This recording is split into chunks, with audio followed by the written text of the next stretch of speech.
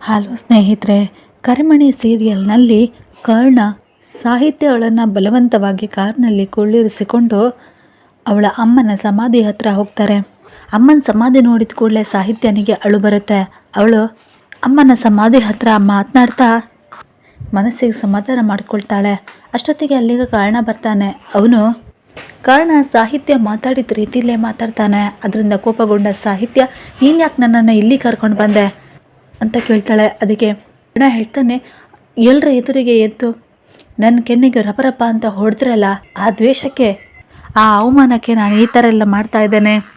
ನನ್ನ ಮದುವೆನ ನಿಲ್ಲಿಸಿದಲ್ದೆ ನಮಗಾಗಿರೋ ಅವಮಾನ ಸಾಲ್ದ, ಇನ್ನೂ ಏನು ಮಾಡಬೇಕು ಅಂತ ಬಂದಿದ್ದೀಯಾ ಅಂತ ಸಾಹಿತ್ಯ ಕೇಳ್ತಾಳೆ.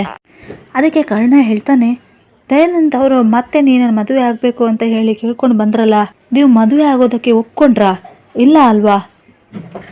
ಮದುವೆ ಆಗೋದಕ್ಕೆ ಒಪ್ಕೊಂಡ್ರಾ ಹೇಳಿ ಅಂತ ಕೇಳ್ತಾನೆ. ಅದಕ್ಕೆ ಸಾಹಿತ್ಯ ಹೇಳ್ತಾಳೆ, ನಾನು ಒಪ್ಕೊಂಡು ಬಿಟ್ನೋ ಅದು ನಿಮ್ಗೆ ಯಾಕೆ, ಅದು ನನ್ನ ಲೈಫ್ ವಿಷಯ, ಅದನ್ನು ನಾನು ನಿಮ್ಗೆ ಯಾಕೆ ಹೇಳಬೇಕು ಅಂತ ಕೇಳ್ತಾಳೆ.